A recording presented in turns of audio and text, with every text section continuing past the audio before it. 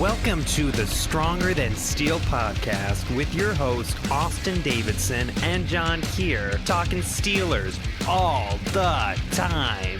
Now, here's Austin and John. Hello, everybody, and welcome back to the Stronger Than Steel podcast. I'm Austin Davidson, and joining me today is my co-host, John Keir. Hey, everybody. It's good to be alive, isn't it? Yeah, I guess so. But it's Season 4, Episode 27, and we just watched quite the, how do you put this lightly? It was quite the blowout. It wasn't fun. It wasn't a good time. And there's a lot of just not good things coming out of this. And one of the biggest things was there was a lot of injuries, especially at the end of the game. You saw Joe Hayden go down at the end of the game. You saw T.J. Watt leave the game at the end of the game. You saw Juju go out and a lot of star players, and Marquise Pouncey. I knew I was forgetting one. But thankfully, a lot of those injuries weren't that serious. The only one that seems to be semi-serious is Joe Hayden's. He has an AC joint sprain and has no timetable at the moment. He could possibly miss no time, but he could also miss up to 4 weeks. We're going to have to see from here. What do you have to say about the injuries in this game? Well, just the game the game as a whole, I think maybe it kind of reminds me a lot of the AFC Championship game from 2017, in January 2017. I don't know if you remember, but I remember we were pretty optimistic about that game, about the Steelers at least being able to play with the Patriots, and they just ultimately didn't belong on the same field. And I think for this game, we were kind of thinking that the defense was going to be in a better place, and they weren't. Of the two units between the offense and the defense, I do think it's fair to say the defense was better than the offense. Is that fair? I think that's 100% fair. But that's still not saying much. I mean, they still gave up 33 points, and they still struggled. And like we were just talking before the podcast, before we started recording here, that it's the same issues that we've been hearing since Keith Butler was installed as the defensive coordinator. So even the defense itself just didn't look like they were good enough, and they definitely weren't. I don't know, maybe just getting the Patriots in general just isn't good, especially when you consider all the changes with the Steelers' offense. Perhaps this was the worst time to get the Patriots, and not the best time to get the Patriots like we originally thought. Yeah, I don't know. I still did think so, because the Patriots in the past couple of years haven't started the season hot. We keep saying oh, this is the Patriots' year when they start that they fall off, that when they start 2-2, and then here they come out just guns firing without their best defensive player probably, without their now best wide receiver. It's just I don't know, man. It was just rough. Well, the other thing to point out is that the Steelers, the last few years, early on in Mike Tomlin's tenure, the Steelers were known as a team that came out and was hot early. And actually now, the last 3 years, they've kind of developed a reputation as a team that starts slowly. Going back to my first year in college in 2014, they alternated wins and losses until week, I think, 7 or 8. They were 4-3. They finished 11-5. 2016, you might remember, they did start, I think it was 2-1, but they had that 30-plus point loss to the Eagles. That was the only other time the Steelers under Ben Roethlisberger lost by 30-plus points, by the way, I'd like to point out. What else? 2017, the Steelers were 3-2? Yeah, they were 3-2, but they had just come off a loss to Jacksonville where Roethlisberger threw 5 interceptions. Then obviously last year, the Steelers were 1-2-1 going into week 5. So that plus some guys like Alejandro Villanueva kind of have a reputation of being slow starters. Maybe getting New England right out of the gate. Then again, the week 1 game against New England in 2015, that was a sloppy and poor performance as well. So maybe the Steelers are just one of those teams that starts slowly right now. And getting the Patriots, even if they aren't at their best right now either, maybe it's just a matter of the Steelers with all the changes. It wasn't ideal. It was not ideal at all. The whole game was just terrible. Getting the Patriots week 1, you're right, probably wasn't ideal now in retrospect. So, yeah, I agree. Well, I guess the only good thing I can say is this is probably the toughest game the Steelers will play all year, right? Gotta think so. But, I mean, there's surprises everywhere. Maybe like they'll get blown out by Miami. Well, yes, but I mean I'm talking like toughest conditions. You're playing New England after beating them just a few months before. You know they're going to be. That was the last time the Patriots lost, by the way, was against the Steelers in Pittsburgh Week 15 last year. So you knew that they were going to be looking for a chance to get some payback, and they probably you think about the last time they really had to study something hard. That was probably it. There's that. There's going into Foxborough. I'm not trying to make excuses for like the poor play. I'm just trying to say it was a mistake for us to maybe be that optimistic about it, and especially considering the new offense the Steelers had. Maybe I'm not saying we should have expected a blowout, but maybe we should have expected more struggles for the Steelers. And as far as there might be other games where the Steelers have performances that are bad, similar to this. But I think that these are the toughest conditions. And I don't want to like speculate on getting back to Foxborough if you have to play the Patriots again. But if you do have to play them again, that is a good problem to have because it means you're playing them in the playoffs. Yeah, it is good, but they're going to be an even better team when they have their best defensive piece back and, wide receiver one in there. Well, that's assuming he's there long enough for that. But in any case, we're getting ahead of ourselves.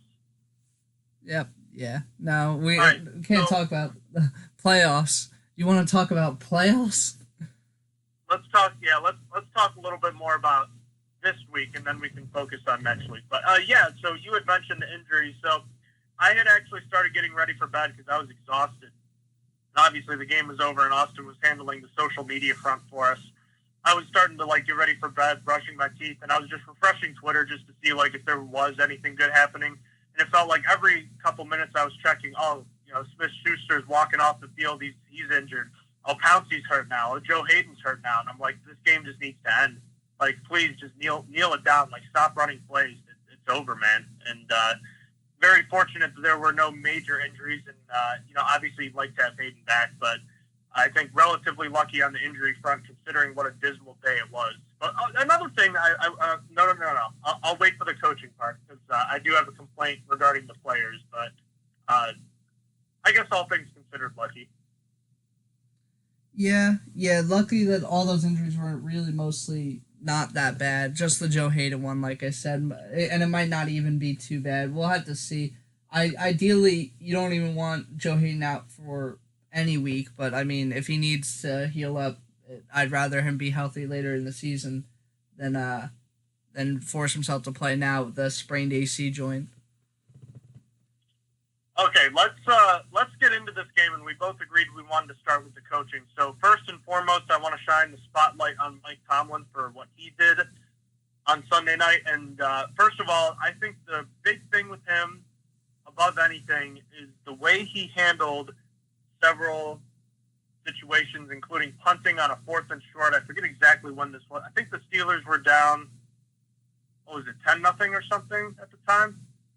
Something like that. Yeah. So the Steelers were down 10-0 at their own 30-yard line, or maybe it was 17-0. It was 10-0 and 17-0. So I'm going to assume it was the later one. So the Steelers are down 17-0 in the middle of the second quarter. And no, it was 10-0. I think it was the Steelers were. I'm losing it here, but regardless, the Steelers had a 3rd or a 4th and inches. I think it was a 4th and inches, and they decided to punt it instead of going for it. And I was saying at that time, the Steelers, if they didn't go for it, were likely going to end up being down. It could be a rout, and the Patriots ended up scoring a touchdown. You remember exactly what I'm talking about here? Yeah, I do. So what do you think about that? Because I mean, Mike Tomlin talks all the time about living in your fears, and this is a team that you play where you can't live in your fears, and that's exclusively living in your fears. Yeah, it was pretty rough. It's just when you have James Conner and you have Roosevelt Nix, two really good players, where one is probably the best at his position in the entire NFL. It's arguable. You could say that Rosie Nix is the best fullback in the NFL. He's definitely up there, and I wouldn't put him out of top 4. There's no chance of that. You should have been literally just running with him with James Conner behind him, and just you could have gotten that 1 yard, and that's the problem. And the Steelers needed anything. They needed to, see the game. Mike Tomlin doesn't even know what the game plan he wants to run, because I know that the fans are going to be pissed off about something later in the game that I wasn't. I wasn't pissed off about the field goal later in the game because they needed something. They needed anything to get it going. But that's the problem. That now the fact that you don't go for it there to get something going, that's two different like thought processes. Like if you're trying to get something going, you should have went for it on that 4th and 1. It was just stupid to me. And then he just changed up. He's like, oh, now I'm going to take the field goal. Like, no, either commit to you got to commit to something here. Like, I don't know. I just wasn't a fan of it. I just don't like how, like, there's no rhythm, I'll call it. There's no rhythm. There's no rhyme or reason for what he does. It feels like he's like, oh, I feel like this play, or I feel like that. There's no thought process behind it. It's just it's how he feels at the time of the play, and I don't like that. Like, I feel like that's stupid and struggling, and that's how it feels. Like, it feels like he's just going with the rhythm of the game and just doesn't have a game plan set. Like, I don't know. Just know what I'm saying? So you didn't mind that they went for the field goal when they were like a yard away on 4th and goal? No, I actually did not, because I thought that they just needed to get something going, and after the 3 times they got stopped on 4th and short or 3rd and short prior to that, I was just like, they need to get points on the board and maybe get rolling from there, because I know it was taking a 3-score game down to a 3-score game, but sometimes, and Mike Tomlin did say this is why, it's just sometimes they needed something. They needed to get something going.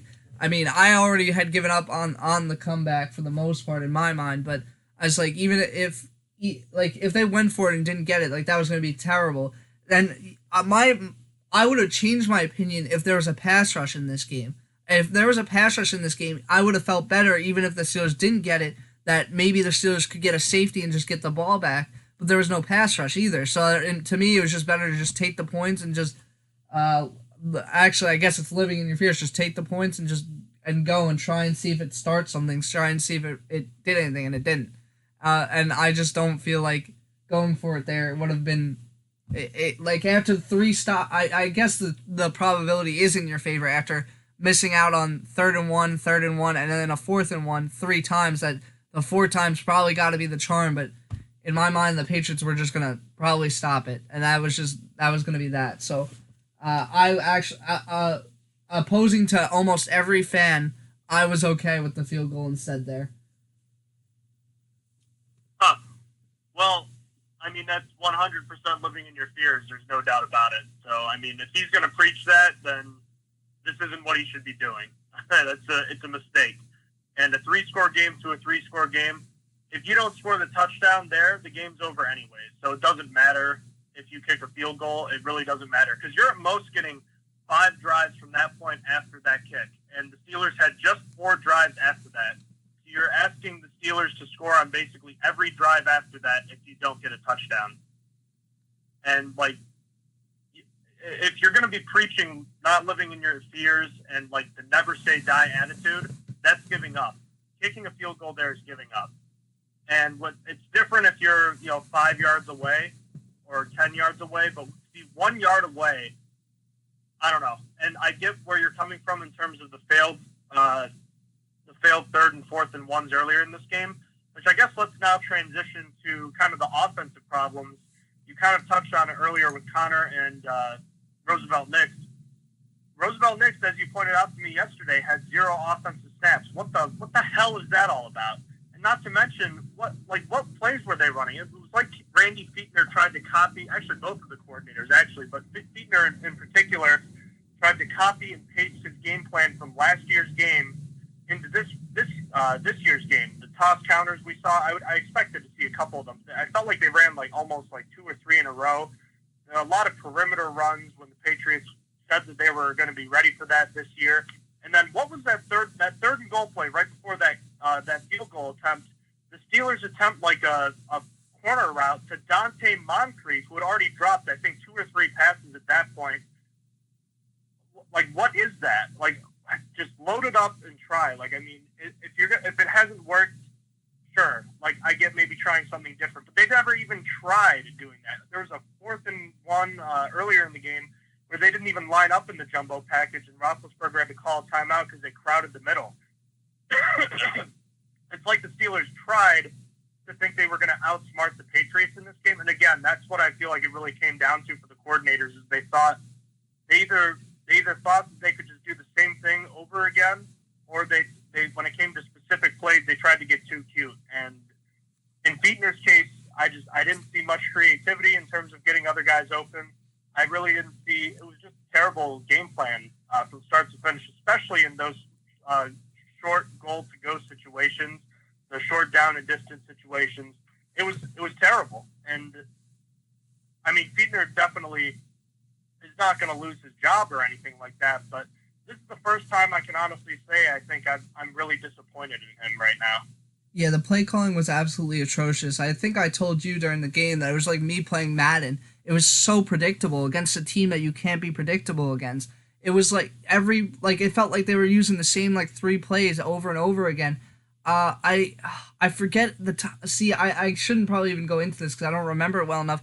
But there was a play that they ran. It was unsuccessful, and then 2 plays later they ran it again on a short situation, and the Patriots sniffed it out immediately, and it just immediately got shut down. And I was like, it was literally the same exact play. I think it was Vance McDonald in motion. You saw it. I looked at it and I was like, this looks like the same exact play, and that's exactly what it was. And that pissed me off so much. It's just they played they used the same 3 plays, and going into that toss counter, back in the preview, I said they should try it again and see if it works. And I said I doubt it will, but I mean, let's see if the Patriots did fix the problem. And they fixed the problem. And you know what Fichtner still did? He still ran the toss counter at them, even when it wasn't working. I don't understand the idea. It's you can keep trying to establish the run, but it's not going to work. It just really isn't. And then running on 2nd and 8 in today's NFL is just not a good option, especially when it's not working. And they did that in this game as well. And there was one more thing I wanted to say. On that goal line. Sorry, you go first. Well, I was just going to say, I figured you were trying to collect your thoughts. I was going to give you a second here, but that toss counter you were talking about, I'm thinking of what you might be referring to. It was like a 3rd and 1 where James Conner went off the left side and he lost 4 yards. Did the Steelers honestly, in that first half, have a single run where Roethlisberger was under center? What's the obsession with all the shotgun plays? I get you want to spread the Patriots out, but again, we were talking about how the Patriots defense is fast and they were ready for these outside runs this time, most likely. Why were they not trying to run up the middle? I don't really remember any runs up the middle, and certainly, as we know, Roosevelt Nix wasn't on the field. I don't remember any runs inside. It was all bouncing it outside. I don't know. Do you remember any plays like that? No, and that's probably why Roosevelt Nix didn't come in. But that's a stupid game plan. Why would you just not run it up and down instead of all to the sides when you're in short yardage situations? All you need to get is that 1 yard. That's being way too cute. Let me try and bounce it outside. Maybe we could get a bigger run on a 3rd and 1 or 4th and 1 situation, and that's stupid. And the other thing I wanted to address was that Moncrief fade corner route, whatever it was. That was stupid as well. I don't understand. You're talking about the one in the end zone? Yeah, I'm talking about the one in the end zone. Yeah, it's just that was stupid as hell. There's so many other plays that I would have went through. I was thinking a shovel pass would have been good there with Juju Smith-Schuster or Vance McDonald. We saw both of them do it, and they're both successful at that on that thing. Or just have James Conner run up and down with Roosevelt Nix. I don't understand. There's so many other better play calls for that situation. It's just the play calling in this game was terrible on both sides of the ball. But like you said, I had never been more upset with Randy Fichtner than in this game. This game, it just looked like he was unprepared. He had 5 plays in his arsenal, and then when they didn't work, they had no idea what to do. And then they just apparently forgot that you could run up and down. That didn't happen in this game. I don't know. I was pissed off. And I don't want to exclude the blame from the players because they certainly deserve a lot. Maybe that call to Moncrief makes sense if he's had a good game to that point and if you've established the run. But like we were saying, they hadn't done it at all. And it's just such a low percentage play anyways, not to mention the dude dropped everything throwing Like, I don't know. I came away from that game just feeling confused. And again, the play calling, like you said, it really felt like that was Todd Haley back there calling some of those third down plays. All I could think about was the Jaguars playoff game 2 years ago. I think it was 2 4th-and-1s. One of them, Bell had a toss on a 4th-and-1, which the Jaguars have a fast defense, and he got tackled for a loss. And the second one was a play fake where Roethlisberger threw it 20 yards down the middle of the field, and it was incomplete.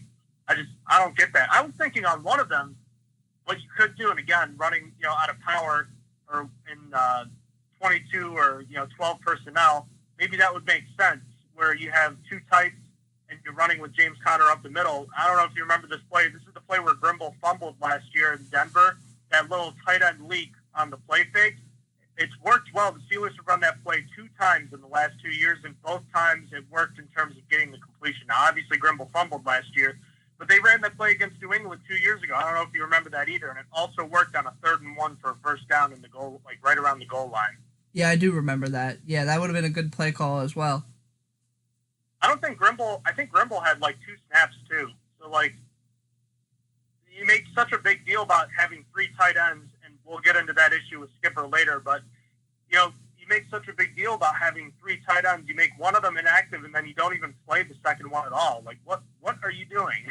Bruh, like, what was this game plan? There was no game plan. I think that the Steelers got outmatched completely in almost every single facet. It might just be in every facet. I can't really think of where there was a win. Maybe in the run defense where the Steelers were able to hold Sony Michel to like nothing, like 15 carries for 14 yards. But that was like the only win the Steelers had in this game.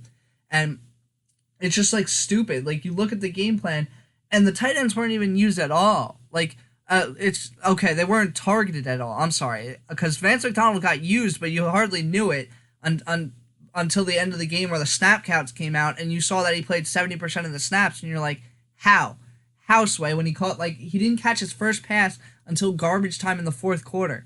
Like, are you kidding me? And then Xavier Grimble, you're exactly right. It was only 2 snaps for him. What was the game plan? Like, I never had hope in Xavier Grimble. Never did. Never thought he was a tight end 2. Always thought he was a borderline tight end 3. I thought Bucky Hodges was going to knock him off. And this is the problem. The Steelers have just accepted. They're just kind of trying to push it at you. Like, no, Xavier Grimble's a tight end 2. We swear he's a tight end 2. And he's not. He's just really, really not. And that pisses me off still. And I'm just hoping that the Steelers just find another tight end, because he's not the tight end 2. And Zach Gentry doesn't belong on the roster at all. He shouldn't have been in this game. There was no reason. And because I don't even remember the last time the Steelers, when it wasn't because of an injury, when did they not use 3 tight ends? Like, it was so weird for them to make Zach Gentry inactive in this game. I mean, it's not weird because of how not good Zach Gentry is and how raw he still is, but it's weird that they kept him on the active roster when they knew they were only going to use 2 tight ends going into this game because Gentry wasn't good enough. It's just, everything about this game was so aggravating. Yeah, just terrible management overall. Not to mention, look, I know we both like Ryan Switzer, but is there a reason he's getting target? I know he caught all of his targets, but he's just the way the Steelers deploy him in the offense right now. He gets no production. All of his targets came, I think, 2 or less yards past the line of scrimmage. Give that guy some more routes to run. Remember in Denver, he was catching like a 30-yard pass down the seam. I get he might not be super talented, but I mean, when he's on the field, he's easy to defend because you know exactly what he's going to do. He runs 3 routes. He runs the flat, he runs the slant, he runs a quick hitch. That's it. Yeah, you don't even see him do crossing routes like that. Like, that's really it. It's just, I don't know, man. Like, they use Ryan Switzer as if he's like a running back. They use him as a pseudo run play because they just give it to him at the line of scrimmage or before and just try and get like 2 or 3 yards. It's essentially like running the ball because they get a very a high percentage play where they could get a catch and just let him run like 3 yards. And that's usually all he gets. It's usually 3-4 yards at most, or he gets tackled right at like the line. Essentially, it's just how they use Ryan Switzer isn't effective right now. Yeah, I don't know. Maybe it'll take running different routes or putting him in the backfield. Here's something I did want to touch on, something that was a little creative that I don't know if I wanted to see more in this game. Maybe it was just something where they were trying to see if the Patriots, because the Steelers have never done this really, going back to 2015 with D'Angelo Williams, they had Jalen Samuels and James Conner in the field at the same time. I thought that was kind of interesting. I didn't know that I wanted that in this game, but I do appreciate where they may have been trying to show the Patriots something different. So I was like, all right, I'll let that pass. If you want to do something really creative, here's something you can do. You know the old full house formation that they talk about? Do you know what that is? No, I don't. Oh, you do? So no, I don't. I'm sorry. Oh, you don't know what it is. Okay, so it's sort of like a pistol formation where you have two running backs on either side of you. So imagine, Connor and Samuels, and then you have a third running back behind the quarterback. So it's like a pistol with two guys on your sides in the shotgun. So you have three running backs back there. Maybe you could put Ryan Switzer behind you, and then it's almost like you have three running backs. I don't know what you could do or what the purpose of it would be, but if you want to maybe throw a wrench into a defense's game plan, maybe that's something you can think about. But in any case, I'm trying to think of more ways to get Ryan Switzer open more, because he's really not doing a whole lot right now, and maybe that could help him out a bit. But I don't know. I think we kind of keyed in on the game plan here. Let's just kind of focus on the rest of the offense here. I thought Ben Roethlisberger was about as average could be, and obviously you need him to be better to win this kind of game. I didn't think he was bad, but I also didn't think he was good either. Yeah, I think that's fair, basically. I mean, he was definitely not getting helped out by his receivers, but not targeting Vance McDonald when Vance McDonald played so many snaps was a problem. There should be, I said it before the game, Vance McDonald should have had every mismatch, and then Kyle Van Noy was out, and then he should have had every single mismatch, and he just wasn't targeted until the garbage time. Like, how is that possible? Vance McDonald was supposed to be one of the best offensive players the Steelers had this year. It was supposed to be him, James Conner, Juju, and then maybe Moncrief. But, that's out the window now. But regardless, it's just, how does Roethlisberger not target Vance? It makes no sense to me, because, I don't know, I feel like, this might be a weird take, but, I feel like you also target, the guys that you like more as well. And Ben and Vance, are friends. I have no idea what happened there. I thought that they would have had, a connection. They would have been started targeting each other more. I don't know. I really, really don't know. And also, the coaches just straight up lied about how Vance McDonald was going to be played, by the way. I forgot I should say that. They said he would only play, 70% of the tight end snaps. He played 70% of the entire game snaps. What? But regardless, that's just another thing. But yeah, back to the original point. Ben wasn't great. Ben wasn't bad. That interception wasn't good. But, I mean, it's not all on him. Just, like you said, it's just an average game where you just can't really blame him for losing. But you can't, say that he wasn't to blame for some of this stuff. I thought Smith-Schuster was fine. I mean, we knew he was going to get blanketed, and Stephon Gilmore played a great game. I'd look at his stat line, 6 for 78. I know a decent amount of it came late, but I felt like he, if you were expecting 10 catches for 127 yards and a touchdown, this wasn't the game to expect it. I thought he, kind of like Roethlisberger, I didn't think he was great, but I thought he did pretty much, what I expected. Yeah, I think that the media is tearing him apart for literally no reason. So he had 6 catches for 78 yards, and I saw a tweet. I think it's perfect because I think this wasn't the game where Juju was going to have a breakout game or a great game, but you look around the rest of the league, you look at all the other great wide receivers. OBJ, 7 catches for 71 yards against the Titans. Julio, 6 catches for 31 yards against the Vikings. Mike Evans, 2 catches for 28 yards against the Buccaneers. Devontae Adams, 4 catches for 36 yards. But no one blows them up for having a bad game. Juju for 6 catches for 78 yards because a lot of it came in garbage time. That gets blown up because, Antonio Brown's not there anymore. And everyone said that Juju was going to be just as good or whatever. He's a wide receiver 1. That's so stupid. Juju didn't have, the greatest game, obviously. The media blows it way out of... He wasn't going to. Yeah, exactly. He wasn't supposed to. The media blows it out of proportion where it's Juju was just good because Antonio Brown was there. like, relax. It's one game. Like, literally, if you want to poop on anyone, just talk about how OBJ didn't go off with it when he has Jarvis Landry and, what's the other wide receiver? I can't remember. Whatever. He has more around him. Or Julio only getting 31 yards against not so good defense. Like, come on. Like, how are you going to just target Juju for one game? Like, I don't know. I that pissed me off. It's the easy narrative, just like it's the easy narrative that Ben Roethlisberger's lost without Antonio Brown and is going to retire before the season ends. And we'll get into that later, but I mean, that's kind of the idea behind it. So I guess all that there is to talk about as far as the receiving game now is, I thought James Conner was a decent receiver. He caught 4 for 44.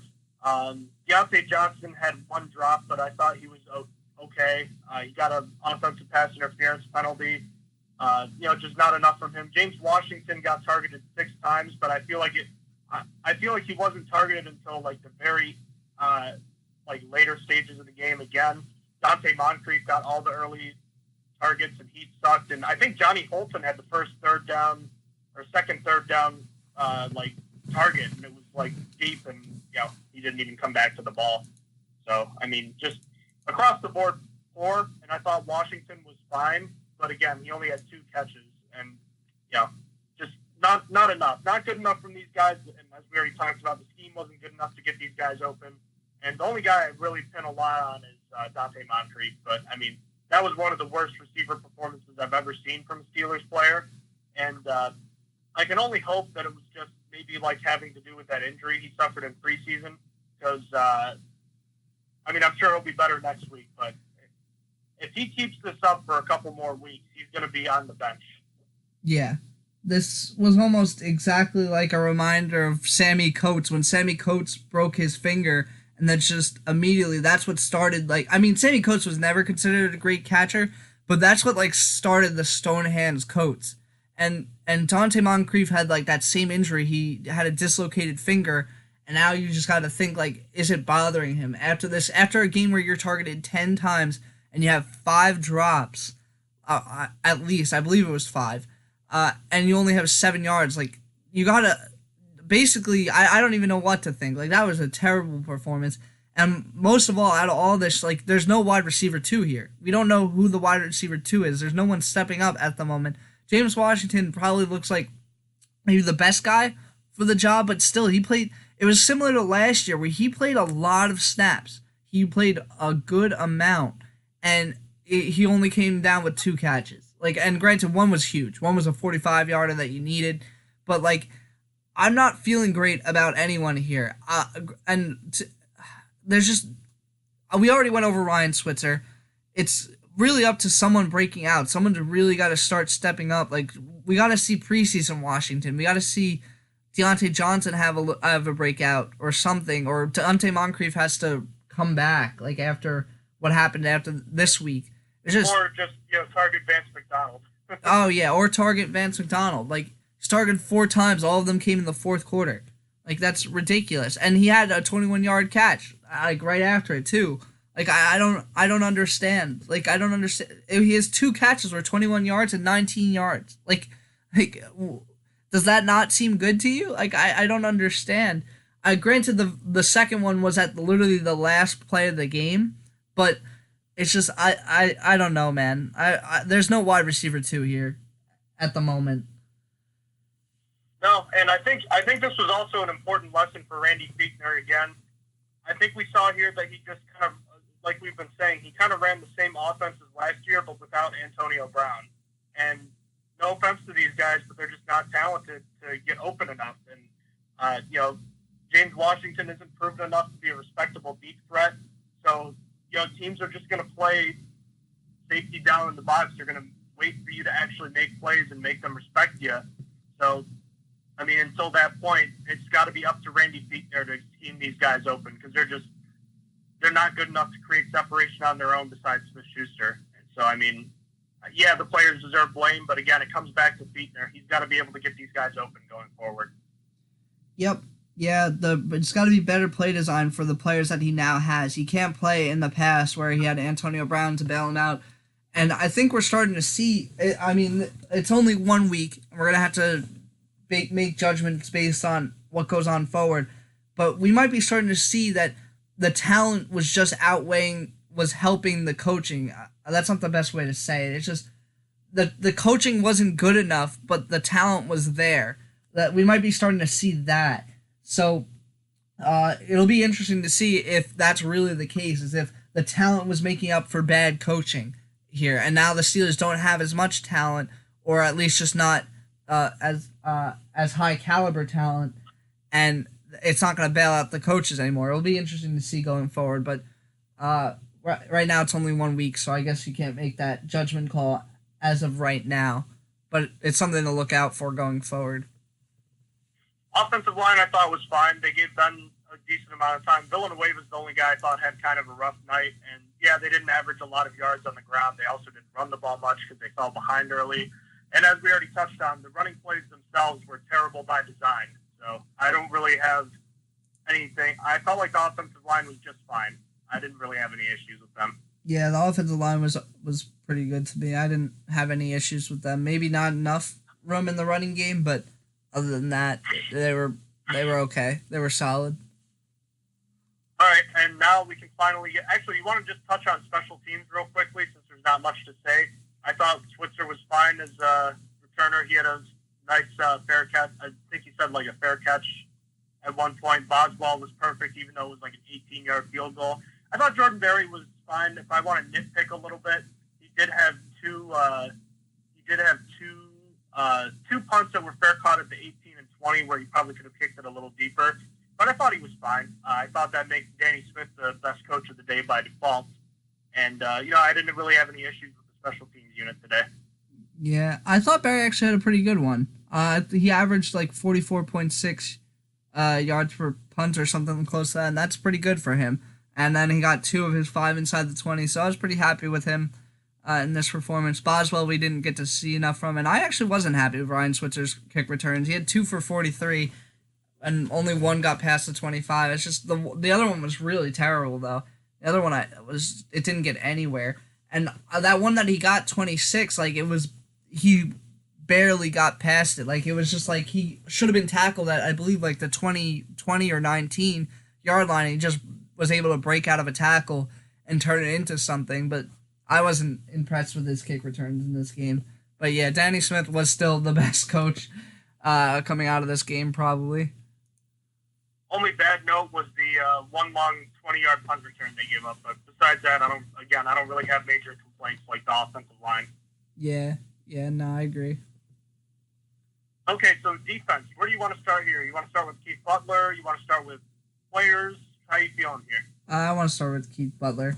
It's just, how do you continue to put players in a position to fail? Why is Bud Dupree on Edelman? Why is Vince Williams on Josh Gordon? Why is anything like that still happening after 4 damn years? Keith Butler, I defended him a little bit, saying that after this season that the reason they didn't fire him was because he could get sacks, he was able to put on pressure, and that's the only thing saving him. But it's over after this season. I want Keith Butler fired. I don't care if it's 1 game. This was enough. It's been 4 years. Keith Butler needs to be done after this year, and that's that. I don't care if they could basically improve from here.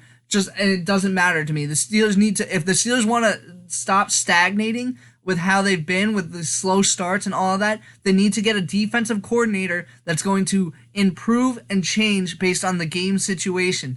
Bud Dupree came out and basically said, without the best way possible, without trying to say that his defense coordinator sucks, that as soon as he saw he was on Edelman, he knew that Tom Brady was going to be targeting him. And he had no help for it. And he said it the best way he could without saying, yeah, my defensive coordinator sucks. And that's the problem. I am so pissed off with Keith Butler. It's just incredible to me that you never change the game plan. It's just, how does that happen at all? I don't understand. There's just so much to be mad about, man. There's just so much that he doesn't change. And it's just... Well, it kind of starts with the same problem we were talking about with Fichtner, right? It's almost like he copied and pasted the same game plan from last year's game onto this game. Now, of course, it worked last year. They started running more man-heavy schemes and they confused Brady with good defensive communication. They were able to disguise their coverages. In this game, it was like they went in not expecting the Patriots to make any adjustments. What did we see immediately? They started running man busters. We saw them run rub routes, pick plays. We saw them run crossing routes where they're almost impossible to defend with just straight man coverage. And it's like the Steelers didn't make any adjustments. Eventually they did. They did a few drives down the road. And again, this is where the issue of the Patriots being the Patriots is so hard to defend. They were able to then start running plays to beat zone coverage because the Steelers started running zone coverage. And therein lies the problem in defensive communication, where last year the Steelers were able to disguise what they were doing. This year they were not able to. There were only like 3 or 4 plays where I remember Brady checking out of a play in the second half or later because he didn't know exactly what he was getting or where he was killing the play. So, again, it's just the adjustments came too late, and then even with the adjustments, the communication breakdowns, you've got to be on top of your game. And I know it's not entirely his fault just because Cam Kelly was a new starter. Devin Bush is a new starter down there, but just not good enough. And like you said, having Dupree, Vince Williams, your linebackers on wide receivers, it's not rocket science. We've been talking about this problem for years now. Something needs to be done. And he's, like you said, the saving grace was his ability to get pressure, get quarterbacks uncomfortable. There was no answer today or on Sunday. Just 5 quarterback hits and 1 sack on the day. That's not good enough, and there wasn't nearly consistent pressure. And like you said, really the only good takeaway you can have from this game is the fact that the Steelers' run defense held up pretty well. You said Sony Michel, 15 carries for 14 yards. That's pretty dang good. Edelman and Bolden had 1 long run each for 8 and 7 yards. James White and Rex Burkhead had some running room, but their main bell cow didn't do much. They still had less than 100 rushing yards on 29 carries. So, I mean, if you want one silver lining, that is it. But just no pressure on Brady, as you know.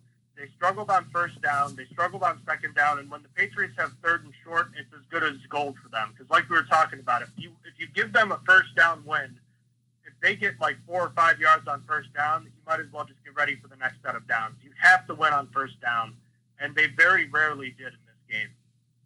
And then if they did, it's just like the next down, they just gave up a big play. Like that's what it feels like. It's like if you win or you get like you tackle Sony Michel for a 3-yard loss, it all comes back on that next play. It's just I don't know, man. Like it was just rough. It was rough out in these parts. Yeah, there's not a whole lot to say. I mean, I felt like the cornerbacks themselves actually weren't that bad. I mean, Joe Hayden, yes, had that horrible missed tackle on Josh Gordon on what was a touchdown. I thought he was fine. Otherwise, I thought Steven Nelson had a pretty decent game, all things considered, but I don't think he was targeted. I thought the safeties were bad. We already know about Cam Kelly's bad breakdown in coverage. I mean, that sucks, but at the same point, the rest of the defense didn't really do him any favors. I thought he was a decent run defender, but he struggled. And Terrell Edmonds really struggled too. That play where Josh Gordon was targeted deep, Edmonds needs to play the ball there. I don't know why he's going for that hit there. That's something that Mike Mitchell did throughout his time in Pittsburgh that made me absolutely livid, is that he'd go for the hit instead of trying to actually get the ball. I thought they were putting an emphasis on trying to get the ball this year. Apparently not, because that's the type of stuff we saw. I don't know. Yep. Safeties were bad. I thought the cornerbacks were okay. Yeah, they got to be better. And Cameron Kelly's got a rap tackle, man. There's a play to Jacoby Myers where Cameron Kelly goes to lay a big hit, and he just bounces off, and Jacoby Myers got 5 extra yards because of it. You got a rap tackle, and then Terrell Edmonds missing that. Joe Hayden missed a tackle, which already was annoying, and then Terrell Edmonds just overran the tackle on that same exact play that was a touchdown to Josh Gordon. Like, you gotta be there and finish the tackle if your corner isn't going to do it. You're the safety. That's what your job is. And he overran it. Like, how are you going to overran a guy on the sideline? He's literally on the sideline. Like, you didn't have to defend both sides of him. I don't know. That blows my mind. That he wasn't able to. That was a touchdown and stuff. But there's just so much to be mad about in this game. The safeties. There's another play. The play that I just ripped Keith Butler for having Vince Williams on Josh Gordon. He was in triple coverage with both safeties. Like, and no one could stop him there. Not either one of the safeties got over in time to cover Josh Gordon. I believe it was mostly Cam Kelly's fault. I believe Terrell Edmonds wasn't supposed to be over there, but just saw what was happening and moved over. But still, like, how in triple coverage do you allow that to happen? It's just, like you said, the safeties just had a really bad game, and then the corners were, like you said, okay. Like I was really happy after the last time that Nelson versed the Patriots. It wasn't good. Brady went at him like every single play and just destroyed him. And this game he did okay in that regard. He did okay. I thought Mike Hilton struggled because he was put in a position to fail as well, because he was just matched up with Julian Edelman, and they just kept doing those inside crossing routes, which you said are so hard to defend, and he just kept getting destroyed. It's just but that's not his fault. Like that it's just hard play to defend. But yeah. Well, the play you were talking about with the triple coverage, that play tells me the late safety reaction. That was either a cover 2-man under, or it was just straight up cover 2 with Williams carrying him up the seam. How many times do the Patriots run that against the Steelers? They've run that play so many times with Rob Gronkowski, right? Yeah, a lot. So tell me why the safeties were delayed. Yes, it could be possible that they, just didn't see it. But you know what I really think it is? I think it's just that they weren't expecting it. And why wouldn't they be expecting that? I don't know. Because there was no game plan coming into this game. No prep. Yep. Mm-hmm.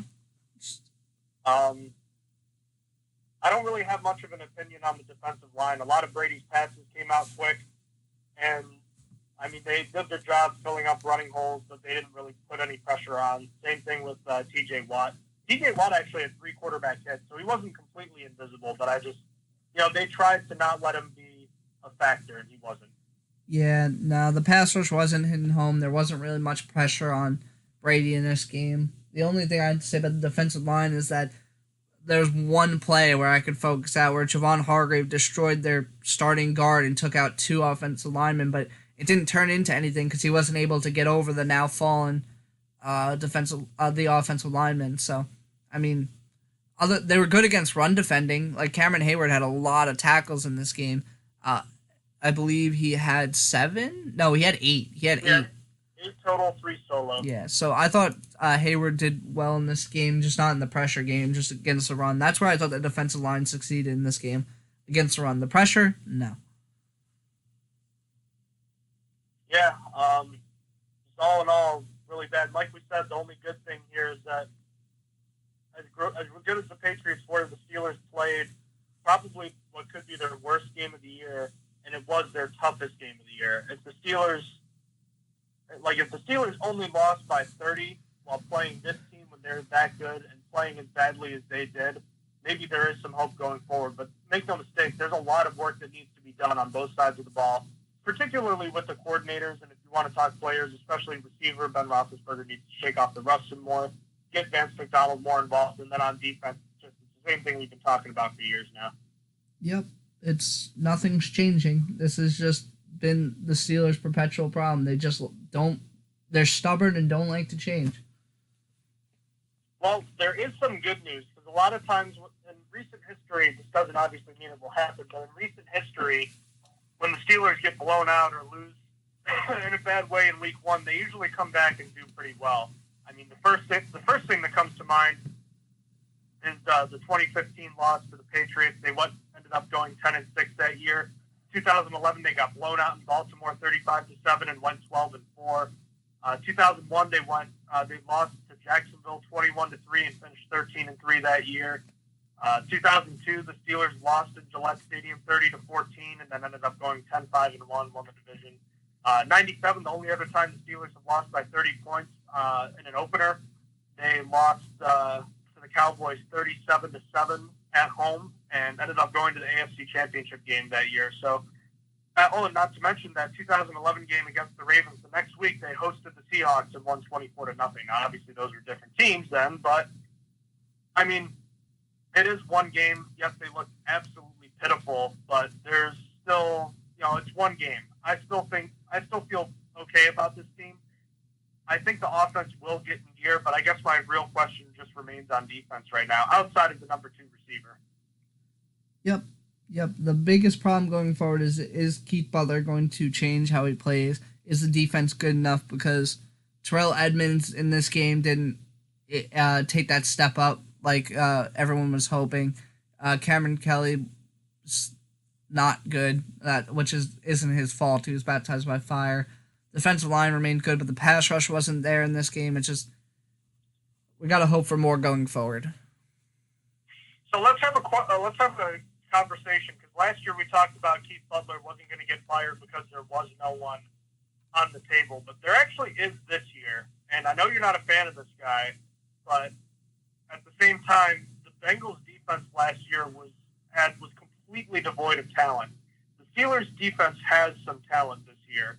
How would you feel if Keith Butler saved the next? All right, let's say the Steelers need to win one of their next 2 games, right? Oh yeah, 100%. Say they lose both games and Jimmy G and Russell Wilson both go off and slice and dice the Steelers defense up.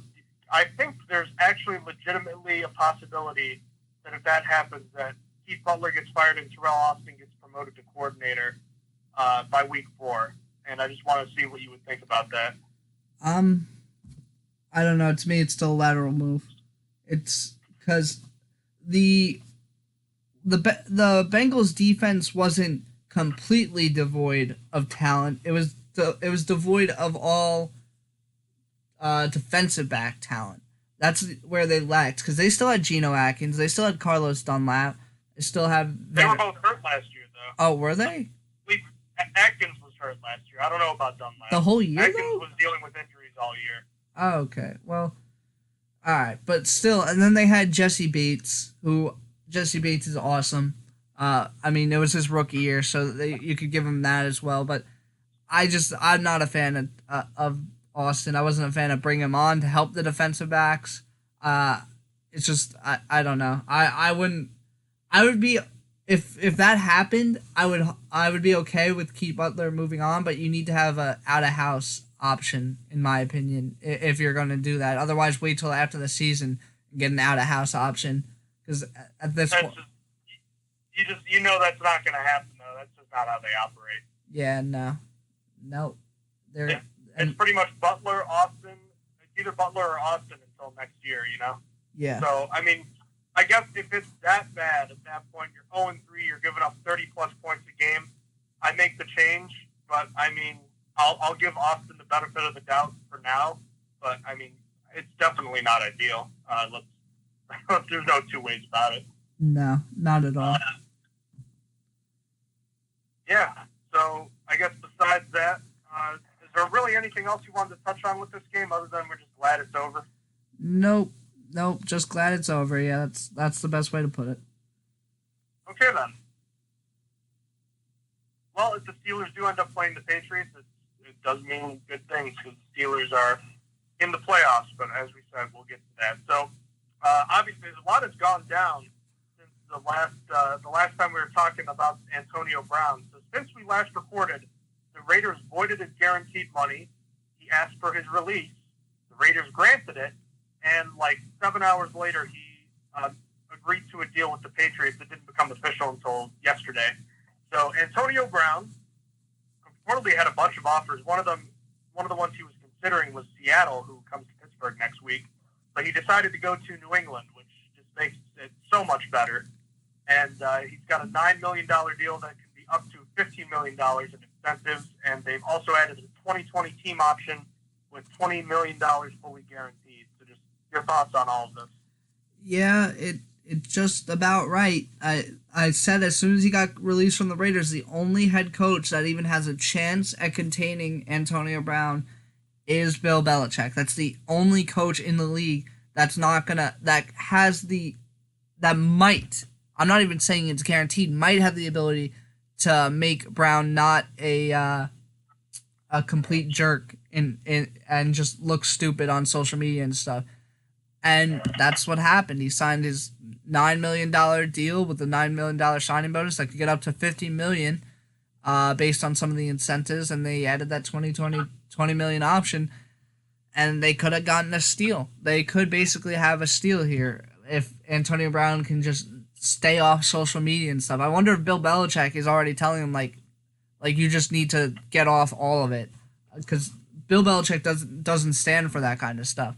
But regardless, it sucks because like the Patriots, essentially what came out after this is it could be a rumor, it could be true, but apparently the Patriots offered the Steelers their first round pick for Antonio Brown, and the Steelers just didn't want to do it because it was a rival. And then at the end of the day, the Steelers they still get to the Patriots, which granted the third and the fifth were nice, but I'm pretty sure their 32nd pick was more worth it. And you could see, and it's believable too, because with what they did with the 32nd pick, they got N'Keal Harry, so they knew that they were getting a wide receiver no matter what. So I don't know, that kind of hurts at this point, but I mean all looks better in retrospect. But regardless, I was just kind of glad he didn't play. I mean, it didn't matter, I suppose, since they still got blown out anyway. But the Patriots are just the Patriots again. They're stronger than ever. They blew out the Steelers by 30 points without Antonio Brown and Kyle Van Noy, possibly their two best players on both offense and defense. So that's always fun. And so this just adds to that. The Patriots are probably gonna repeat again. Like there's just this team is just good as usual. So what do you put the percentages on of Brown lasting the season? Because the one thing about Belichick is he has a very, very little tolerance for people stepping out of line, and we already know how likely Brown is to step out of line. How many strikes will he give Brown, and is it possible that like they end up performing so well?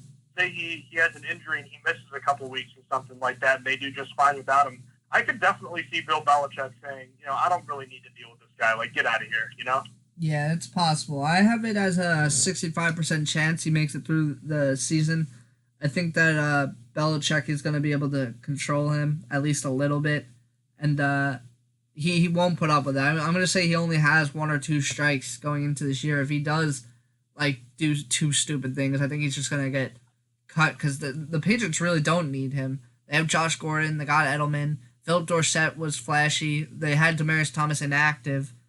They have a pretty good wide receiver core, and N'Keal Harry comes back probably week 8. He's probably going to be designated to return from IR. So they don't have a bad wide receiver room anymore for the most part, even without Brown. So I don't know. They could definitely get rid of him if they wanted to.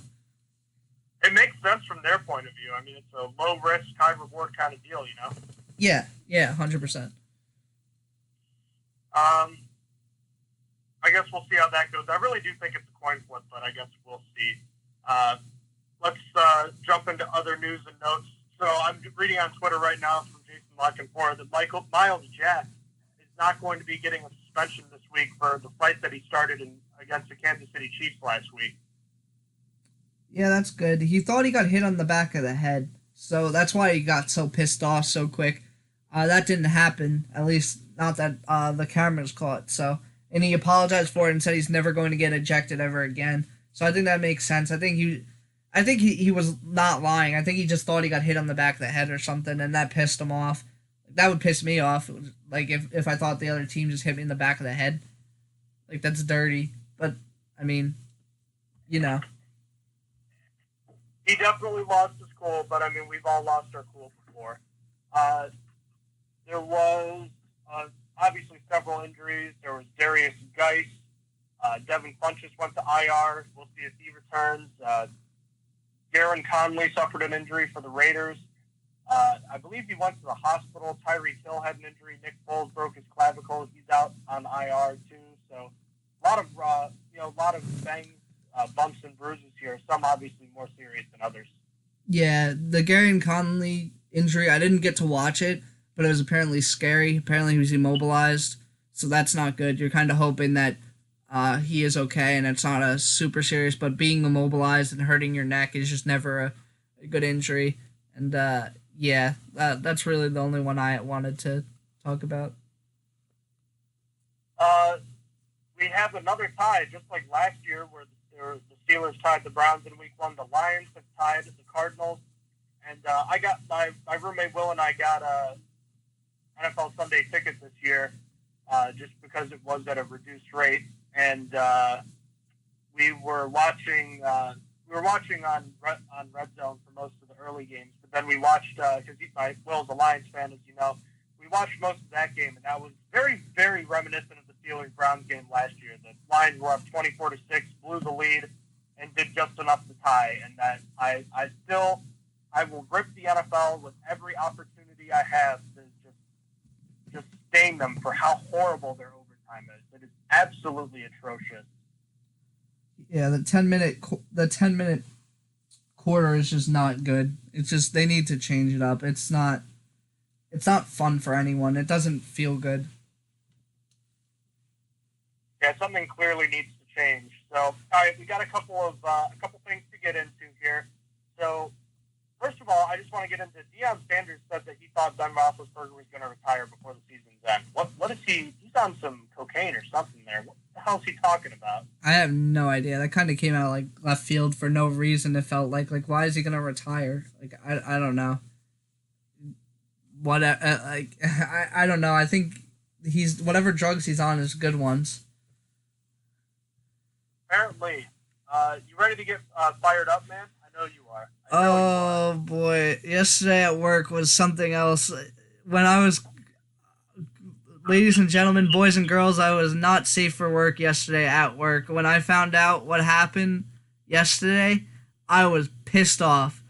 If I thought that I couldn't be more pissed off in a 48-hour span, but you would think that the game was just enough, but I was more pissed off yesterday because I'll just go into it. So, before the game on Saturday, the Steelers decided, hey, we need Johnny Holton.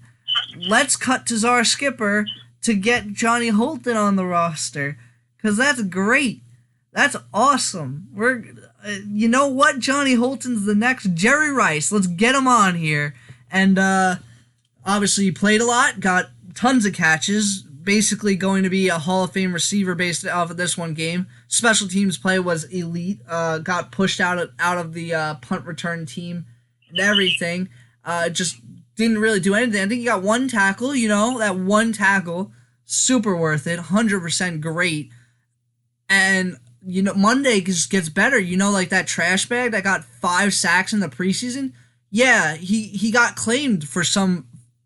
Oh God, he got claimed for some reason. Czar Skipper got claimed by the New York Giants, meaning he only made it past 5 teams on the waiver wire before getting picked up. I really want to know how many other teams put in for it, but I had never been more furious. I literally punched a box at work.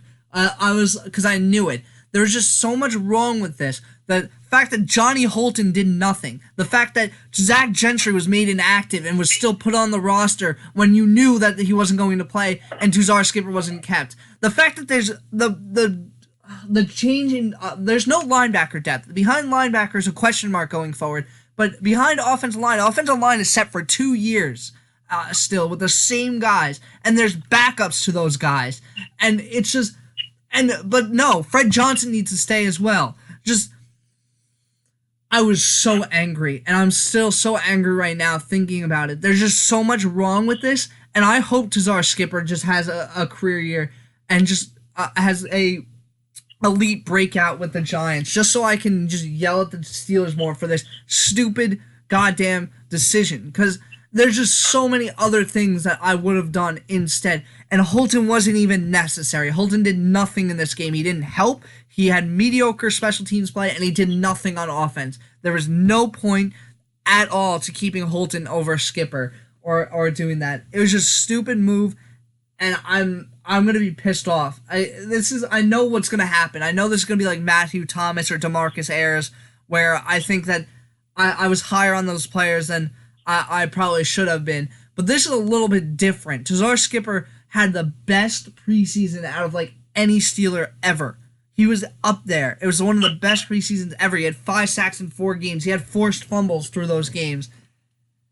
And the Steelers rewarded that by cutting him. The Steelers rewarded that, said, hey man, you know what? You can really show everything you got. You can be amazing, and you can still just go you could go fuck right off. That's basically what they said. I'm sorry, I had to really say it. It's just that's basically what they said, and I'm not gonna get over this. I don't even. It's gonna be really rough for me. Even if Cesar Skipper just doesn't turn into anything, I'm still gonna be mad about it. Cause like, what's the message you're sending here? I don't know. I was very, very upset. Well, the message is you can. What you do in the preseason really doesn't matter. If you do anything and everything that we ask of you, you can still get cut. Congratulations. Yeah, that was it. Congratulations, Cesar Skipper. You got 5 sacks in 4 games, and that's not good enough. I don't get it, man. Like, I understand wanting to get a guy in there for special teams, but, like, how many special teams guys do you really need? You really couldn't have found someone that could have just been a gunner. I know Artie Burns is one of your gunners. You couldn't have made someone else active that could have run down punts. And it's like you said, it really made a huge difference having Johnny Holton out there for that first 3rd and 6 where he got targeted deep and never saw the field again, or that those punt coverages where he got pushed out of bounds, or that one tackle he made. It's so good that you had him up there just for that, just so that, you know, Cesar Skipper, a guy that could be, you know, probably not, but still could be a solid player in the NFL. And I get that you're doing this year and this year only, but that's just a plain and simple a poor decision, and it's a mistake. There's no other way to put it. And I'll continuously go back to the tight end usage. 2 snaps for Xavier Grimble. Zach Gentry was inactive. I'm sorry, but I can say this with certainty: Zach Gentry would not have been claimed. And even if he was, like, I'm sorry, but who cares? There's no offense to the dude. But I've been saying it for months now. He's not an NFL tight end.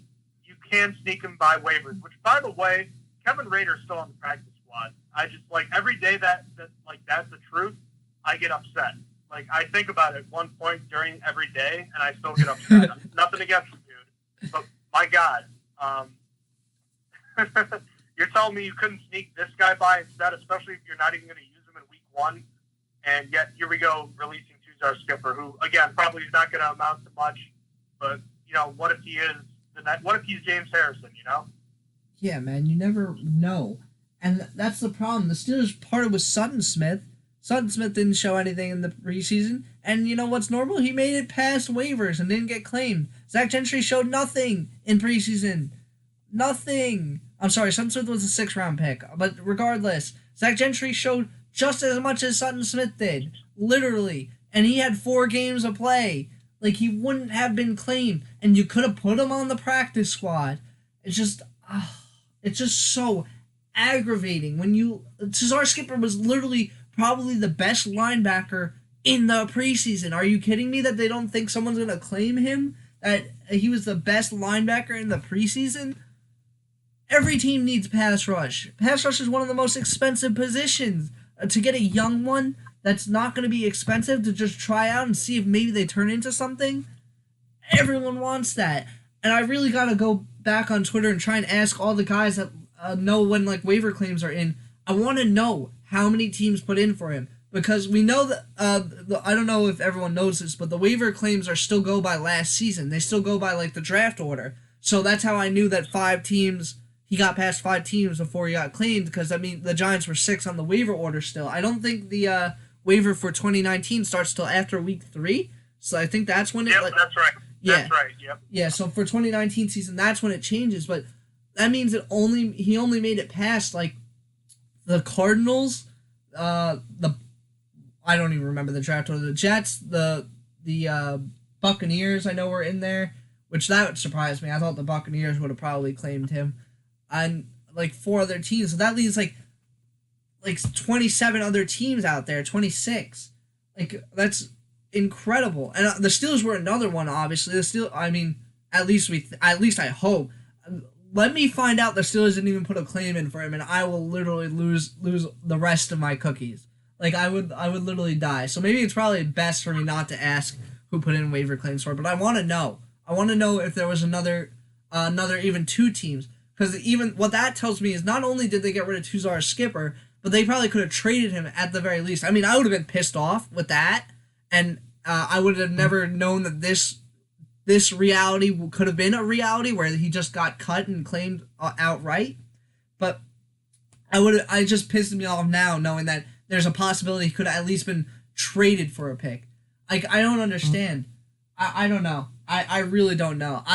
There's so many other things I would have done. I would have even seen if Fred Johnson I could have traded for a pick, because you likely wouldn't have had to cut Fred Johnson. You likely could have traded him for something because teams wanted offensive line so bad.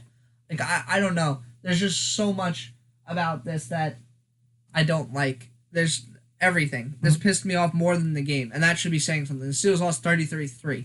But it's just, this pissed me off way more. And not to mention, I'm normally not this person. I know you're not either, because we do both like having guys that are special teams contributors. But, I mean, you couldn't have cut either Matakevich or Chicolo instead. I mean, who's going to pick those guys up? And not to mention, because they don't go through waivers because they're vested veterans. I mean, Chicolo makes more sense not to because he has a bigger contract. But the point being is that those guys aren't hot commodities. And not to mention, they don't pass through waivers. And on top of that, they added another linebacker who can be a special teams player in Ulysses Gilbert. Shouldn't that make one of them expendable instead? Yeah, I would have voted for Chicolo. I'm so tired of the take that special teams players are a dime in a dozen. They're not. They're really, really not. And especially with the Steelers' special teams, that's not even considered good. Last year, the special teams was finished as like one of the worst special teams in the entire league.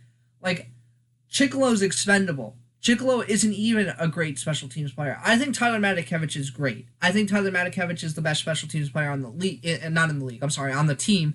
That came out wrong.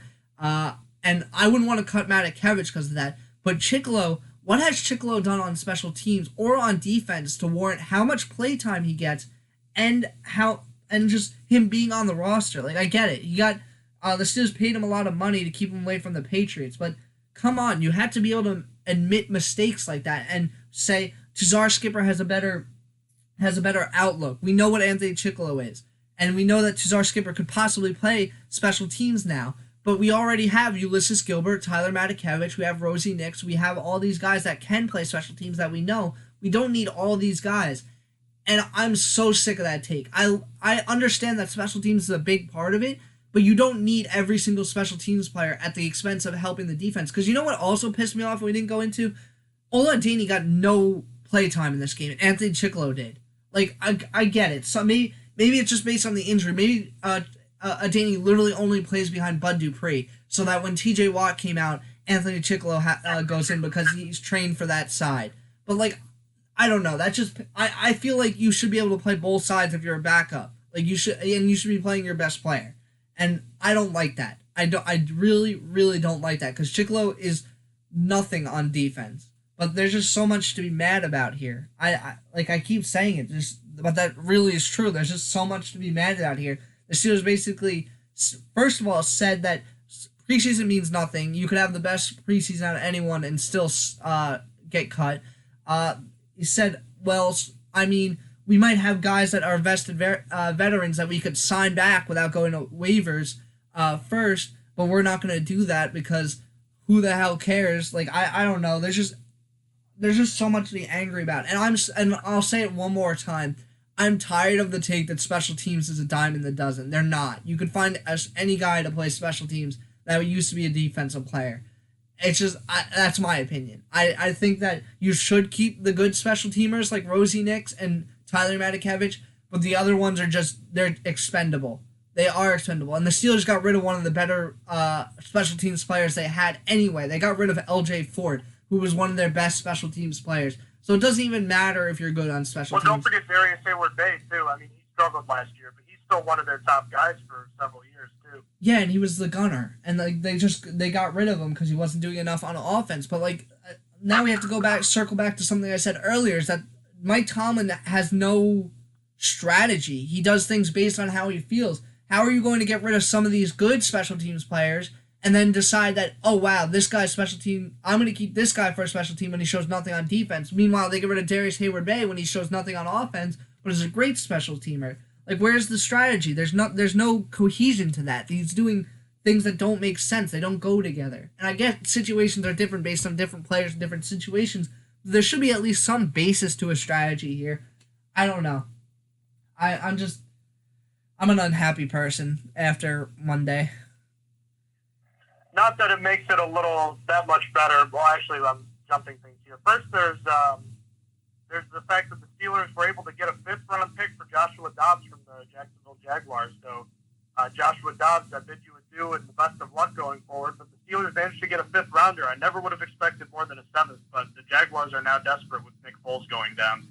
Yeah, that was really good, and that sucks because the beginning of Monday was actually okay at that point. At that point, I was like, wow, that's a really good return. Like, no one really thought they were going to get that much for it, and history says you really usually don't. But, I mean, the Steelers did, and that's a really good trade. And this is, like, the first time the Steelers are rolling with 2 quarterbacks in, like, forever, on the active roster, I mean. So, it was interesting. It was good to see. I do wish Dobbs the best because he's a very smart player, very good guy. He was always at the children's hospitals and stuff. So the Steelers are losing a really good locker room guy, but I think the return on it was just too good. I think that was a pretty good pick, especially with the Jaguars at the moment, at least, trending downward. I mean, Minshew looked good coming in. He had the highest completion percentage of a rookie in his first game, like, ever, and he played, like, for 2.5 quarters. So, maybe they're not screwed yet, but I thought that pick... You go. Well, I was going to say, Dobbs is definitely the backup, right? I think Dobbs is the backup here. I think it's just for injury they needed that extra quarterback and didn't like who was on the market right now. I think that's fair. And again, it's too bad because he is such a great guy. If he could throw the ball accurately, my God, he'd be a really good quarterback. Yeah, because he'd have that mobility. He has the arm to make it downfield. He just doesn't have that accuracy. So I guess where does this lead? Obviously, the Steelers, that was going to lead into the corresponding move. The Steelers re-signed Devlin Hodges to the practice squad, and they also signed Jaron Elliott. You might remember he returned that forced fumble that he had 88 yards for a touchdown in the preseason finale. He's on the active roster now. So before we get into Elliott, let's just kind of talk about Duck Hodges. And do you think it's possible the Steelers go get another quarterback in the draft this year? Maybe that opens it up again. I think it's possible. I definitely wouldn't rule it out, like especially a late round guy, just to see what he can do if they really like it. Devlin Hodges is no guarantee ever. He's just a guy to keep around to see if he can be an interesting option going forward. But I'm not ruling out them getting a quarterback in next year's draft in like the later rounds, like 5th, 6th, and 7th. Do you have a problem with Hodges being on the practice squad, not the active roster? Because he theoretically could get signed somewhere else, but I don't really have a problem with it. He's your number 3, you know? Yeah, I don't have a problem at all. He wasn't signed to a practice squad after a waiver cut down, so I don't have fear of that. I feel like he can sit on the practice squad, and the Steelers can use that extra spot on the active roster for something else. Look, if the Jaguars really if the Jaguars really didn't want to give up a pick, they'd have just signed Hodges instead of trading for Dobbs anyway. So that's just kind of how I view the rest of the league is going to look at it, you know? Yeah, exactly. So I'm not worried about it. Then what about Elliott? Elliott, just kind of hurt. I was like, it feels like he didn't do enough to get on the active roster. Like, I would have understood if he was brought to the practice squad, but, like, it just like he had one good play and that was warranting enough to get onto the 53-man roster. Granted, he'd only been signed for like a few days and only got to show that like one game, so he could have been something more, but I don't know. His entire stint was just 8 days, but I do get where you're coming from. I mean, like, it makes it sting that much more about Skipper, doesn't it? Exactly. It's like this one guy that made one big play gets to get on the active roster. Like he wasn't going anywhere. He could have gone on the practice squad. Like, cut Kevin Rader and then get someone else. Like, I don't know. I felt like signing him to the active roster might not last for a very long time because he doesn't belong there, in my opinion. I mean, granted, maybe he showed more in practice in those 8 days than I know of, but and that's no slight to Jaron Elliott. I hope he's amazing, and since he's another AAF guy, it's even better that there's now more AAF guys on active rosters and stuff, but I don't know. The roster spot, it just feels like it's forced. They're like, oh, well, we were going to put Jazar Skipper here, so I guess we're going to just grab another linebacker that we're familiar with. I don't know. Those Toledo linebackers, man. So I don't know if you know, but right now the Mike Tomlin presser is going on right now. There's a few highlights I want to cover real quick. Sure. So obviously Mike Tomlin came out and said the Steelers laid an egg. The injuries to Pouncey, Juju, and others, they're expected to be limited early in the week, but they seem optimistic about everyone regarding playing later. Roosevelt Nick suffered a knee injury, and the suspicion is that that's the reason why he didn't play on offense, because he suffered a knee injury and might have been limited in that regard. So he actually might not play next week. Oh. Well, I guess I owe the game still was terrible. I owe sort of an apology then for... Sort of, but I don't think it was that unfair that they still didn't try running something, you know. And Yeah. by the way, the current number fullback would be Tyler Matakevich, by the way. Oh yeah, no Sutton Smith. maybe they'll cut J. Ron Elliott and bring back Sutton Smith. Who knows? Or here's an idea: you could cut Zach Gentry, because they'll do that because they hate the dude. They just keep him on the roster all season. But you could sign another tight end to act as like an H-back. Yeah, you could. Could possibly. Maybe even use Benny Snell as like a fullback, because that's basically what... I don't know. No, he's not big enough. Never mind, I changed that back. Mike Tomlin said a decision on who will wear the green dot, i.e. Vince Williams or Devin Bush, is a week-to-week decision. Nothing's been made this week. We busted too many plays on defense, and we dropped the football way too much on offense. So, it sounds like right now he's pointing. I'm not going to say he's not pointing fingers at the coordinators, but he is also pointing out where the players could have been better, and he is right. Yeah. No, this is... Oh, this is just not fun. So far, he's highlighting DK Metcalf and Bobby Wagner. Yeah. He called him freaky, didn't he? Yep, that's what he just said. So, here's something. Tomlin said T.J. Watt had the green dot and called out the defensive signals and changes. They did that because they were rotating their inside linebackers so much. Wow. Yeah, Didn't expect that. That makes sense, though, because like the inside linebackers moving in and out. Vince Williams didn't even play that many snaps. We were like completely... It does, but maybe it also explains why there were so many breakdowns, too, because I can't imagine that's something Watt has done much throughout his career. Yeah. Because Vince was the guy last year. Vince was the communicator in Week 15. Maybe that has something to do with it. So maybe the Steelers did that hoping that they could get better matchups with the linebackers, but I think they might have learned in this game that communication is more important than anything. So perhaps it was just a bad guess. Again, not trying to absolve them, but I think maybe that they were trying to do something outside the box with the hopes that the matchups would work, but it just wasn't enough, obviously. Yeah, no, it wasn't even close. So I think we're ready to move on here. You ready to get into Week 1 around the NFL, or is there anything else you have to say here? No, we get into Week 1.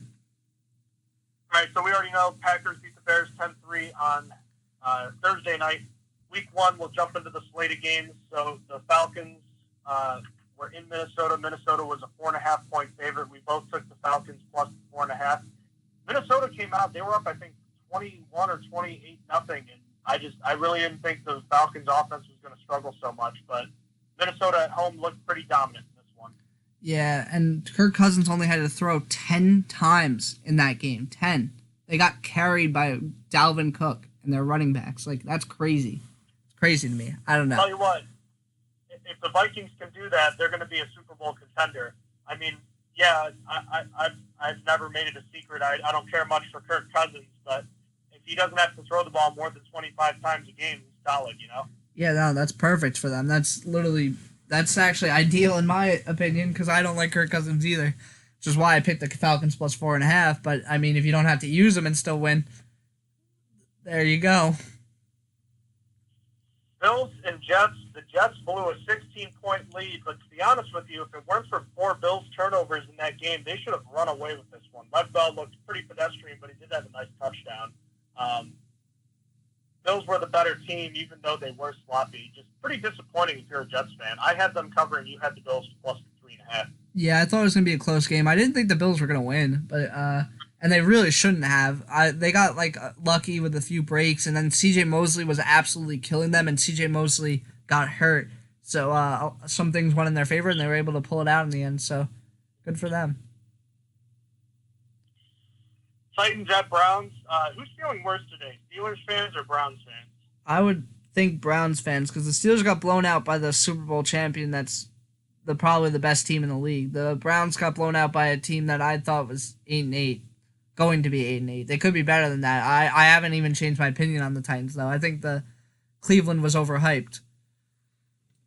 Yeah, and Delaney Walker quoting the late Dennis Green saying they are who we thought they were. If you want to crown them, then crown them, but they are who we thought they were.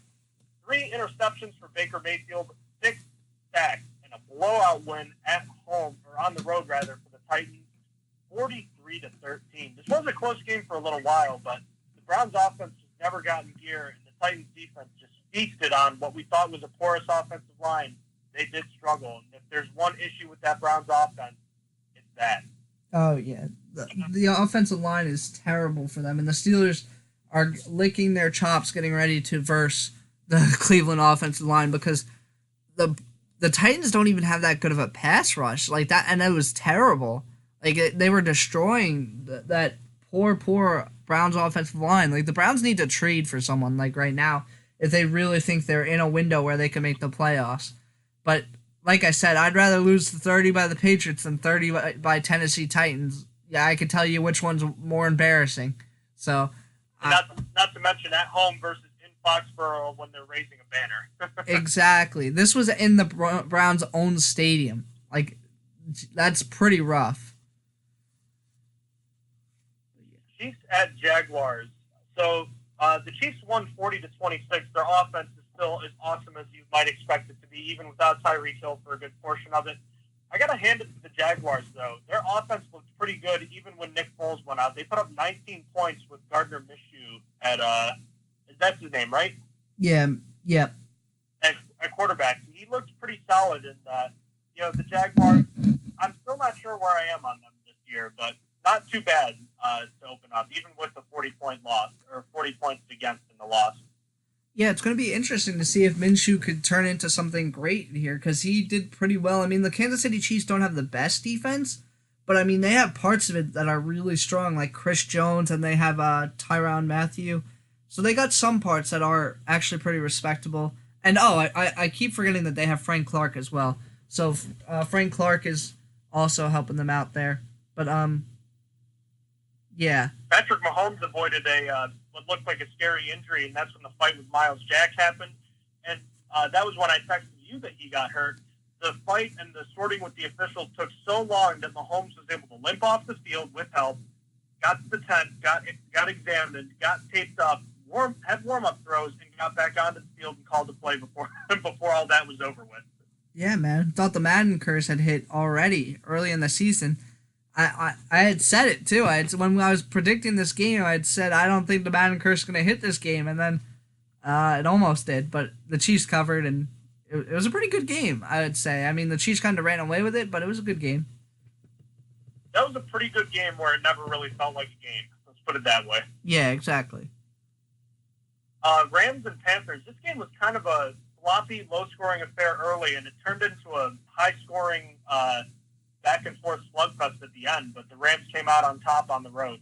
Yeah, the Rams are interesting. The Rams didn't, use Todd Gurley at all in this game until, the fourth quarter. They used, I forget his name. It's, Marlon Brown? It's... Malcolm Brown. I knew I was close. I didn't even know his name. He had 2 touchdowns in this game. He was their leading rusher in that game as well. So, it's just, that sucks for anyone who drafted Todd Gurley in fantasy, but everyone should have known that. And drafting Todd Gurley was a mistake. But regardless, I thought the Rams would have blew out the Panthers. Maybe the Panthers are a little bit better than I thought. Maybe the Rams are more predictable now. I don't know. But I was still right. It was a great day if you had Lamar Jackson, or in my case, if you had Lamar Jackson and all the Ravens quarterbacks, because Robert Griffin had a touchdown as well. 6 touchdowns for the Ravens quarterback.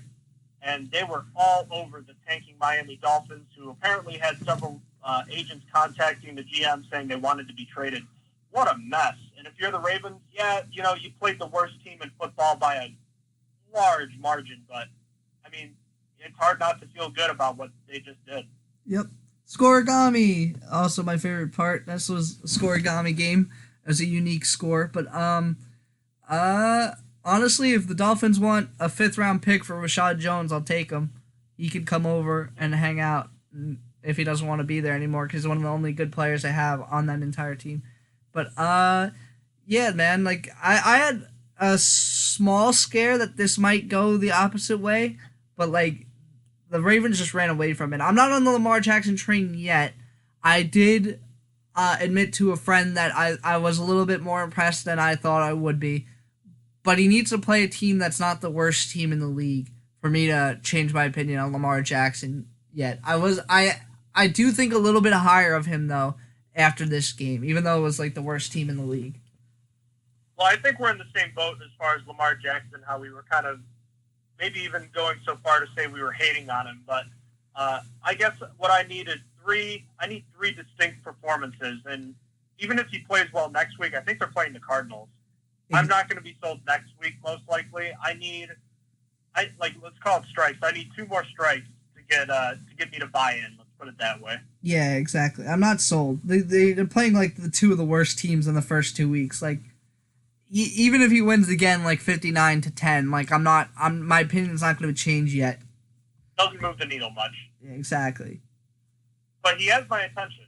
Exactly. Yeah. I'm ready to admit I'm wrong, just not yet. Mm-hmm. Just need to see a little more. Redskins and Eagles. The Redskins came out 17-0, but ultimately blew the lead, and the Eagles put up a 32-burger on them. And the Redskins were able to keep it close, but ultimately the Eagles come away with the comeback victory. This game was exciting from start to finish, really. I didn't see the Redskins playing as well as they did, but you had it right. You were like the Redskins always managed to keep it close with at least one of these games. Yeah, yep. Thank you. Shout out to my friend Mitch, who's an Eagles fan, who told me that the Eagles always lose at least once the Redskins, no matter how bad they are. And that caused me to pick the Redskins plus 9.5. And I mean, they didn't win this one, but it helped me get the pick right. So, I mean, they were winning for most of the game too. Oh yeah, no, they were like up 17-0. It looked like the Eagles weren't going to get anything done. Getting into the 4:00 games now, the Seahawks and Bengals. The Seahawks hosted. I thought this was going to be a 40-0 game, so I picked the Seahawks to cover easily, and so did you, Austin. But they eked out a 21-20 win over the new-look Bengals. Despite a career day from Andy Dalton, it's not enough. But that was your eliminator pick. The Seahawks did win by 1 point, but you were a little nervous about that. I was a little nervous. I chose it in my $20 Survivor League as well, so I wasn't exactly happy about what was happening there. But maybe the Bengals under the new management are actually okay. Like, maybe they're doing okay. And John Ross actually finally had his breakout game with 2 touchdowns. Happy about him. What's unfortunate for them is Joe Mixon might be out for a few weeks with an ankle sprain, but I mean, they still got Tyler Boyd, and if John Ross can continue doing what John Ross is doing, they could be okay. They could be a better team than anyone thought.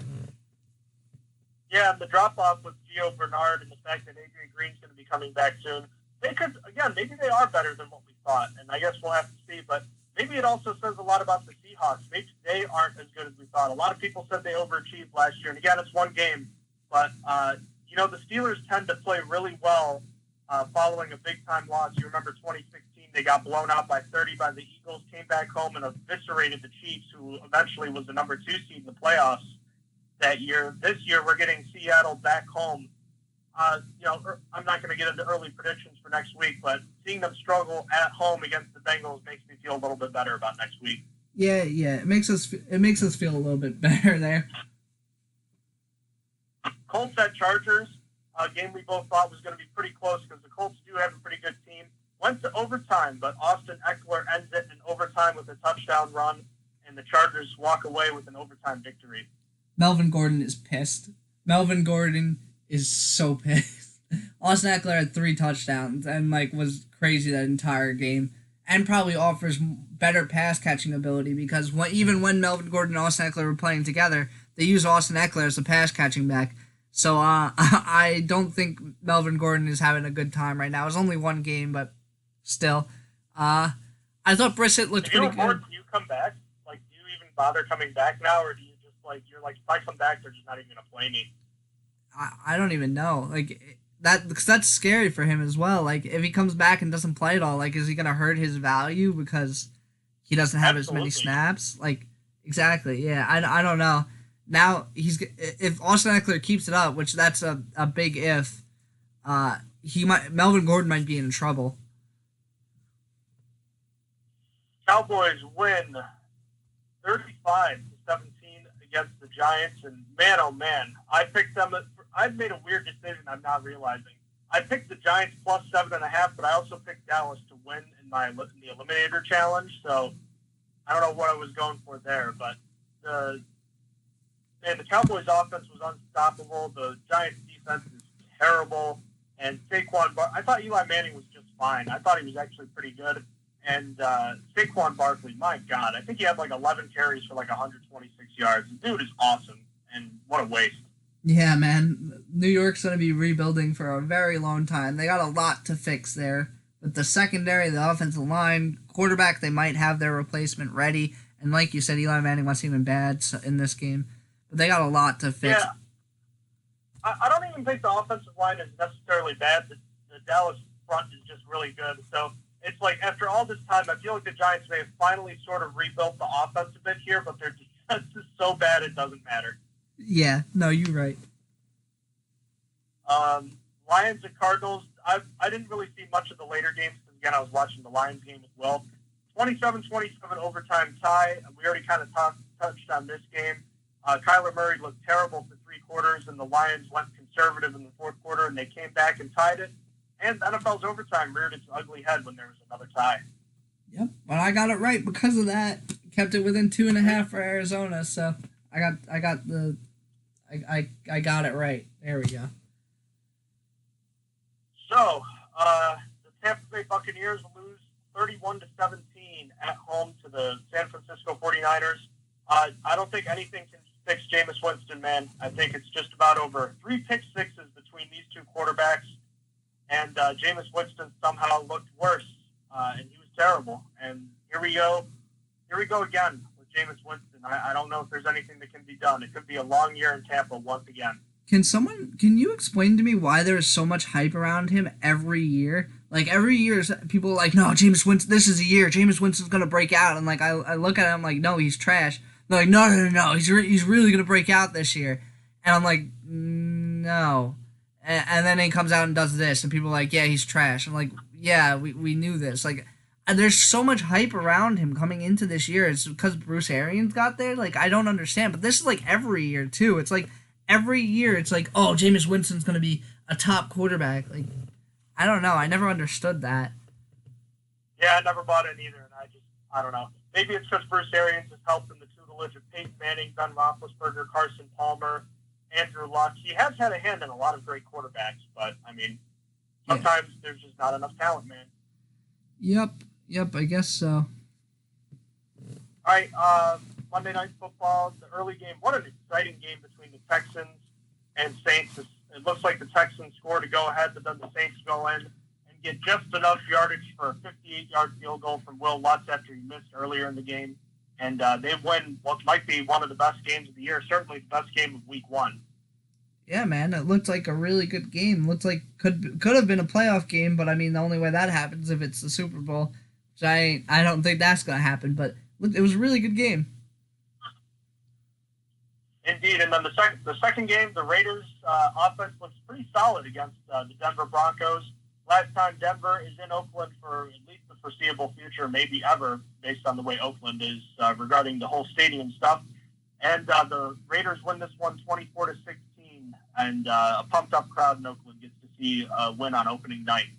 Yeah, Josh Jacobs looked really good. I thought that he might. I thought he was going to be a solid guy, but he finished the game with 2 touchdowns and over 110 scrimmage yards. So I thought Josh Jacobs had a really good night there. And this game finished closer than it really was. The Broncos really weren't very good this entire game for the most part.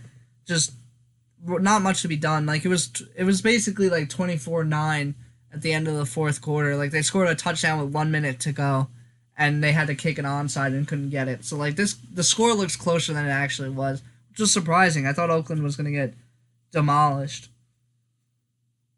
All right, and then obviously we had the Steelers game. You picked the Steelers to win. I had them losing by just 4, and obviously we were both nowhere close to that. No, we were not. So I guess where do we go from here now? On to the real week 1 against the Seahawks. Week 1 didn't happen Yeah, yet. right? Let's hope week 2 this year doesn't go as badly as week 2 last year. I hope so. I want a good game. Yeah, for sure. One last thing. Thursday night next week, we've got the Panthers hosting the Buccaneers. Carolina's at 6.5. I'm going to lay the points on that one. I'm just not a believer. You already know I'm not a believer in road teams on Thursday night, especially not when it's Jameis Winston coming to town. Yeah, and because of this, I'm picking the Panthers to cover, but also I'm making this my eliminator. I'm picking this as my eliminator of the week. So I'm using it in my other league as well. Because I feel confident because exactly what you just said. The home team always has advantage on Thursday. And I already think that the Carolina Panthers are like a better team by a pretty good margin. So I feel good about the Panthers here. So I'm choosing them as my eliminator or survivor team this week. All right. I haven't made that confirmation yet. I'm not sure exactly what I'm going to do yet. But just to recap, so Austin's taking that as the eliminator pick. We both went 1-0 for our eliminator last week, and Austin went 7-9 against the spread last week. I won a dismal 4-12. So after being behind me most of the year last year, Austin gets out to a quick lead in week 1. So I had my work cut out for me. Yeah, man, you're down three points here already. So all right, I think that wraps things up for today. Are you all set? Yep, I think we're good. All right, you want to take us home? Sure. You guys have been listening to the Stronger Than Steel podcast. If you want to check us out on Twitter, Facebook, SoundCloud, if you're on SoundCloud, you want to see our YouTube, we'll put the links down in the description below. And everybody, have a good night. Take care. You have been listening to Stronger Than Steel podcast. Thank you for joining us today, and don't forget to check out our website listed in the description below.